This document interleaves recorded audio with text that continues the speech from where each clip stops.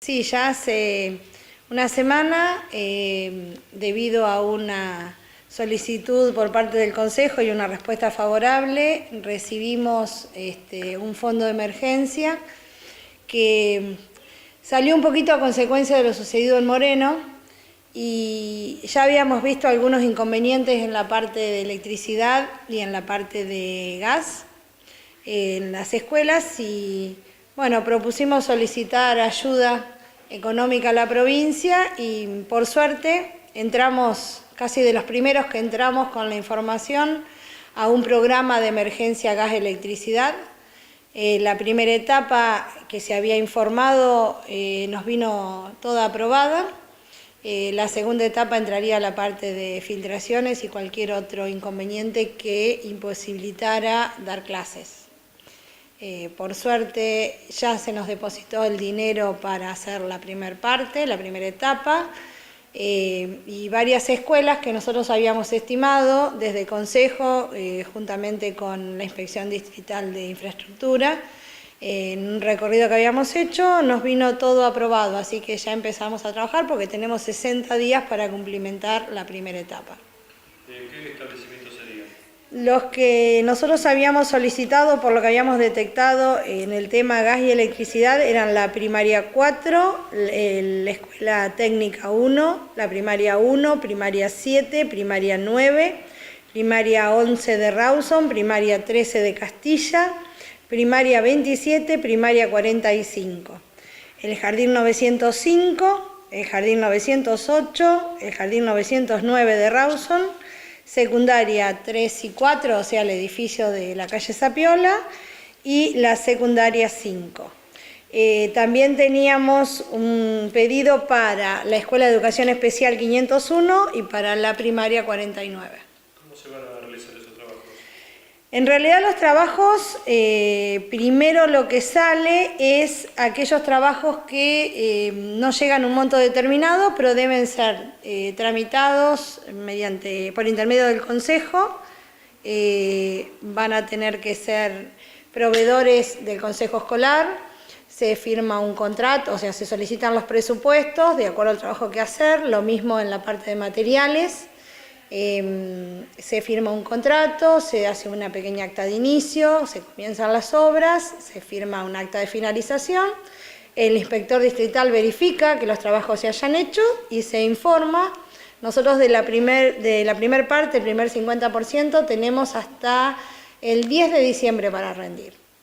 Lo que pasa es que son establecimientos grandes que a lo mejor han ido recibiendo reparaciones, pero también algunos recibieron ampliaciones, y en ese tema generó que el cableado haya quedado no obsoleto, pero sí vaya perdiendo su mejor rendimiento. Entonces, por ejemplo, la escuela primaria 1 va a recibir todo el cableado de la planta alta acorde a las necesidades actuales.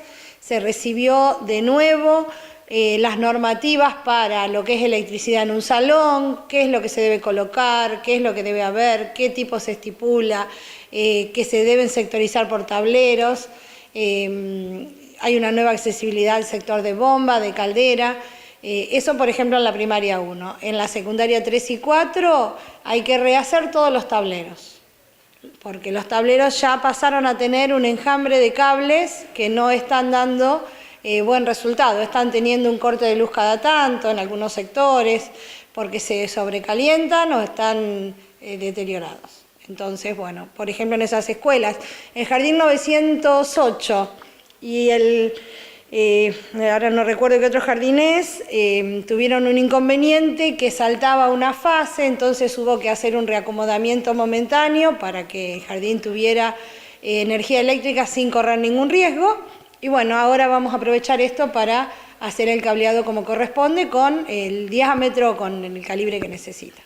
El fondo educativo sigue en pie. Ya esta semana se publicó los llamados a licitación del comedor, cocina, en la primaria 9, también la dirección, y en la primaria 22 y jardín 908, con depósito. Las dos licitaciones con apertura 9 de noviembre y 12 de noviembre, Son dos obras muy interesantes para las dos comunidades.